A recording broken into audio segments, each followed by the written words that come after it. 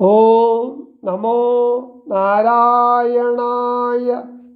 അഗസ്ത്യ മഹർഷി പറഞ്ഞ വാക്കുകളും തത്വാർത്ഥ സമന്വിതമായ സ്തോത്രവും കേട്ടതിന് ശേഷം ശ്രീലക്ഷ്മണനോടും സീതാദേവിയോടും കൂടി നടക്കുന്നതിനിടയിൽ വഴിമധ്യത്തിൽ പക്ഷിശ്രേഷ്ഠനായ ജടായുവിനെ കണ്ടു കോപത്തോടെ പറഞ്ഞ വാക്കുകൾ ജടായു ശത്രുപക്ഷത്തുള്ള രാക്ഷസനാണ് എന്നു വിചാരിച്ചാണ്.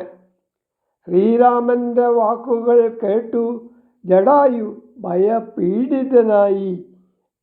അതുകൊണ്ട് ജടായു താൻ ആരാണെന്ന് വെളിപ്പെടുത്തുന്നു. താൻ ഹന്തവ്യനല്ലെന്ന് ജടായു ആവർത്തിച്ചു പറയുന്നു. താൻ ശ്രീരാമന്റെ പിതാവിൻ്റെ ഇഷ്ടനായ സുഹൃത്താണെന്നും ശ്രീരാമൻ്റെയും താൻ എന്നുമെന്നും നല്ല ഭക്തനാണെന്നും പറയുന്നു. ജടായുവിനെ അനുഗ്രഹിച്ച ശേഷം അവർ നടന്നു പഞ്ചവടിയിൽ പ്രവേശിച്ചു. അവിടെ ശ്രീലക്ഷ്മണൻ പർണശാലയും നിർമ്മിച്ചു. അതിൽ അവർ താമസിച്ചു. ഗംഗാ നദിയുടെ വടക്കേ തീരത്താണ് ആ പർണശാല. ജടായു സംഗമം. അദ്രിശൃംഗാപം തത്ര പദ്ധതി മധ്യേ കണ്ടു പത്രിസത്തമനാകും വൃദ്ധനാം ജടായുഷം എത്രയും വളർന്നൊരു വിസ്മയം പൂണ്ടു രാമൻ ബദ്ധരോഷണ സുമിത്രാത്മജനോടു ചൊന്നാൻ. രക്ഷസാം പ്രവരനി കിടക്കുന്നതു മുനി ഭക്ഷകനിവനനി കണ്ടതില്ലയോ സഖേ. വില്ലിങ്ങു തന്നിടുനി വിധിയും ഉണ്ടാകൊല്ല. കൊല്ലുവാനിവനെ ഞാൻ വൈകാതെ ഇനിയിപ്പോൾ. ലക്ഷ്മണൻ തന്നോടിത്തം രാമൻ ചൊന്നതു കേട്ടു പക്ഷിശ്രേഷ്ഠനും ഭയപീഡിതനായി ചൊന്നാൻ. വദ്യനല്ലഹം തവ തതനു ചെറുപ്പത്തിൽ എത്രയും ഇഷ്ടനായ വയസ്സൻ അറിഞ്ഞാലും നിന്തിരുവടിക്കും ഞാൻ ഇഷ്ടത്തെ ചെയ്തിടുവൻ. ഹന്തവ്യനല്ല ഭവൽ ഭക്തനാം ജടായു ഞാൻ.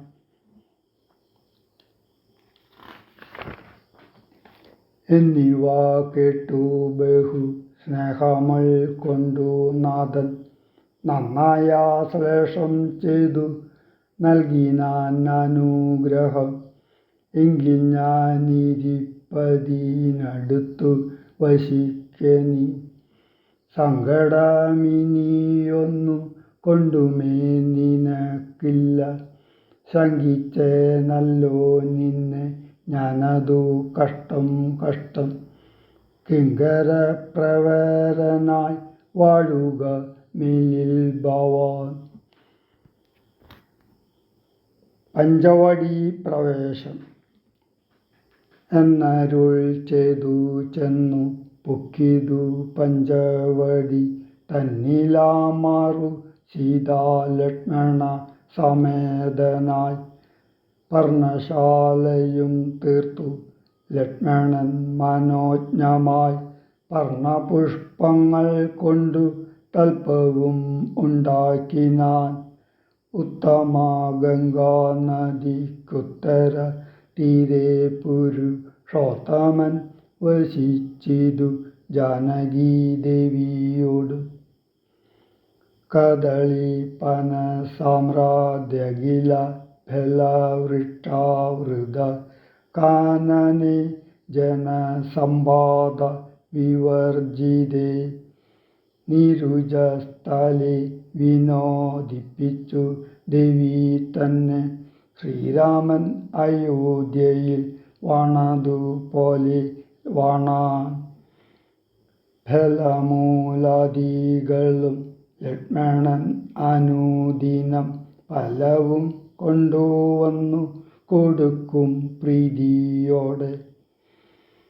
രാത്രിയിൽ ഉറങ്ങാതെ ചാപബാണവും ധരിച്ചാസ്തയാ രക്ഷാർത്ഥമായി നിന്നിടും ഭക്തിയോടെ.